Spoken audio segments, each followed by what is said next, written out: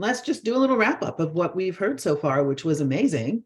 The horror story that Susan Tabor told took my breath away. I mean, I had no idea. And as an ombuds, I see people all the time, but that is a really, talk about coming up against a system. That was an amazing story. So I encourage people to find her online, find that petition. I think if you just put in Susan Tabor, you can find, she had the link in the chat earlier. We can redo it. Write to us if you need to find it. But it's an example of how even when you come up against the system and you spend a lot of money and you work really hard and you have the detail you need and you have the resources, you still cannot make headway if the system is against you. And so it encourages us to really work on the system from the inside so that people aren't really banging their head against it all the time, which is, I think, important. Leah, do you want to say something about the speaker you introduced, Gita? I met Gita, actually, she wrote me, and I visited with them before the pandemic. And she was very gracious and transparent in saying, please tell the story of Duke University far and wide. And the 112, in fact, I have a few slides which address that if you'd like me to do that as part of my close. Mm-hmm. But the thing that folks didn't know about the Duke situation, which I do reference, is that in 2015, Duke had to pay $112 million back to NIH because they falsified data. And so her position was created afterwards. About 17 articles were retracted. Several people lost their jobs all the way through the executive suite. And at the root of it was bullying, people coercing postdocs, assistant professors, GAs, TAs to fabricate findings. And they had a whistleblower in the lab it took him 2 to 3 years to compile what was going on. And he had a brother who was a whistleblower attorney. It only takes one. Mm-hmm. It only takes one.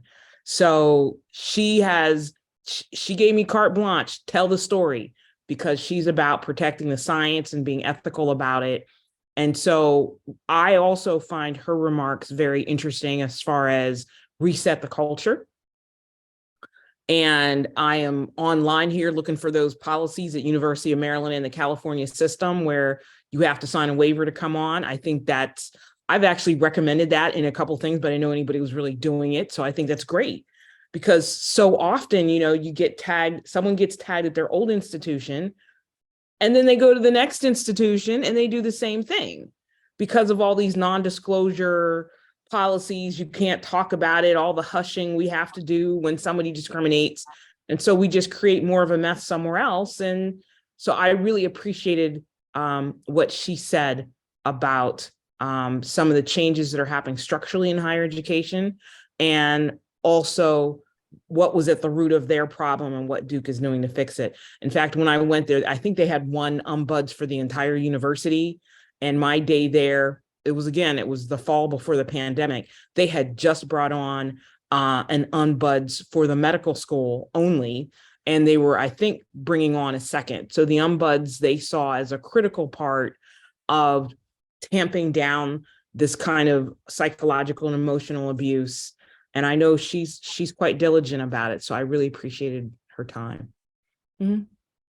To just add on to that, one of the places that there is a real danger of this, and as a scientific researcher, I am horrified by the idea that science is being produced, false science is being published because of bullying. I know that that's what's going on. I know that that's what happened in Gita's case. Not that she did it, but that's what happened at Duke. And the issue there, this is more prevalent in medical institutions than it is in strictly academic. I'm not saying it does not go on there, but I am saying it does. And part of that is the hierarchical power structure that happens in medical institutions, and the pressure to publish, because there are many physicians or PhDs are on soft money in those institutions, and the pressure to bring in grants for their own salary and to keep their research labs functioning is part of the problem with that situation. So the pressure is great enough, and the physicians are less committed to actual research and more committed to their physician practice. And that allows that to happen. I think at a rate that's higher than it does in higher education. And so it's important to watch out for that in those institutions. And the horrifying part of it is that's what leads to the medical practices that people use on us. And so if those practices are falsely instituted, it can lead to a whole slew of health issues that it takes a while to untangle, because you have to figure out where the problem actually exists. So it's something to think about in terms of bullying. If bullying can lead to us generating false data that then becomes an institutionalized practice, we are in trouble. And I know I had a graduate student who went on to become a ghostwriter, and the way she was paid to produce papers by a company that was making the drug. She was paid to produce papers, and then they also paid a physician to put his name on those papers. And the drug company managed to keep their name completely out of the paper. And her name was out of it too. So there's lots going on, I know. There's lots going on that makes you think, not a good idea.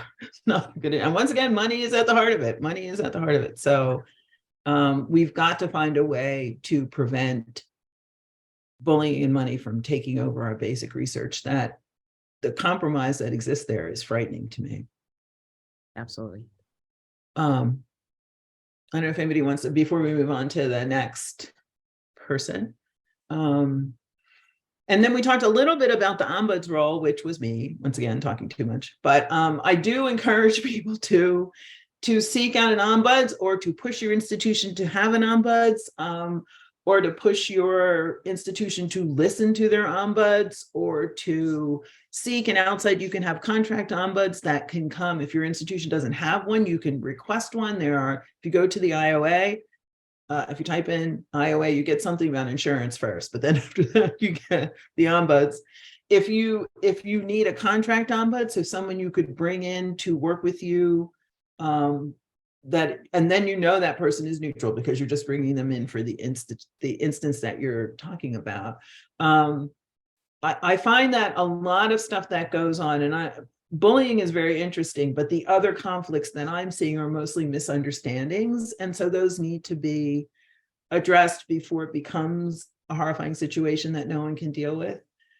And so I do want to promote the idea of an ombuds or a mediator when you find yourself in conflict. They don't always work, but it's a first step to getting to something where you don't have to go legal. And so that's my suggestion there. It's also important. The other thing that I'm seeing as an ombuds is paper disputes. So I encourage people who are working collaboratively with other people, and I'm talking to graduate students and postdocs as well.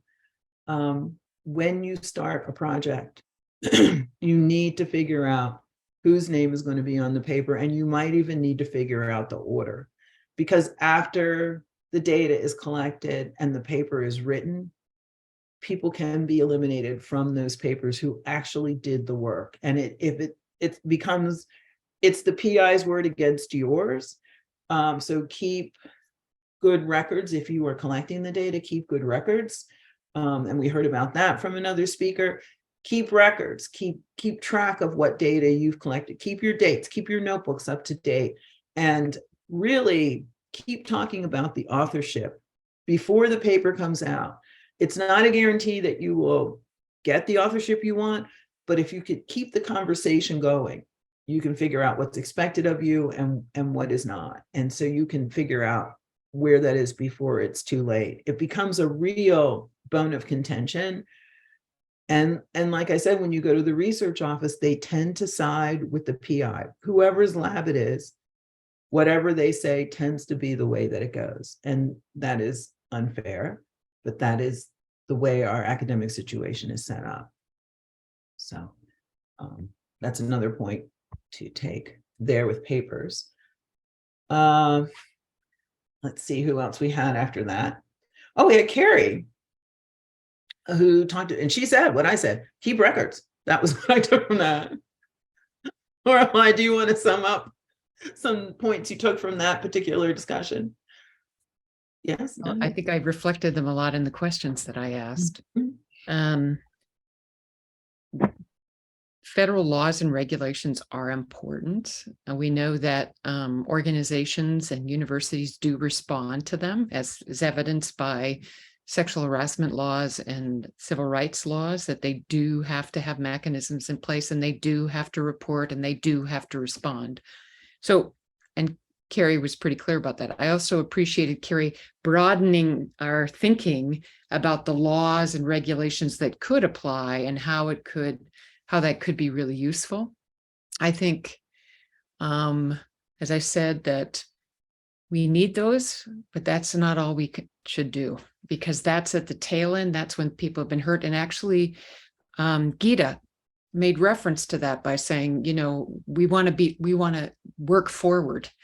We don't always want to be responding to these as these things happen. We want to work forward. And so I think, Carrie talked about the healthy workplace bill. There's another version. Jerry Carbo's group also has a version of a workplace bill having to do with bullying, so that those are the kinds of things that you could do. I was fascinated to, be reminded of the distinction between a public and a private institution, and how our colleagues in private institutions have less protection or less recourse than people in public institutions, than our colleagues in public institutions. So, but the standard though of severe and pervasive and substantial harm, man, we just don't ever want to be there. So any kind of work we can do within our institutions, as Gita talked about, supporting a speak up culture, getting everybody on board with that. Also conversations about what we agree is really appropriate behavior, what's effective behavior is important. So yeah, that's what I would say right now. Yeah, I agree. It's a gray area. It shouldn't be, but it's a gray area right now. We need to make it more black and white and less gray, and get people out there get people who speak up, get people who do the bystanding thing. People in power need to do more to work with people who are being bullied and not ignore the problem.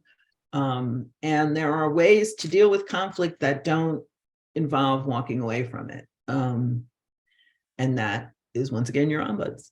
But other people can show you how to work with conflict in a way that protects both you and the person you're in conflict with, and create safe spaces so you can talk about the issues that you are disagreeing on, rather than shutting down and excluding people, which is not helpful and leads to all the other stuff we've been talking about.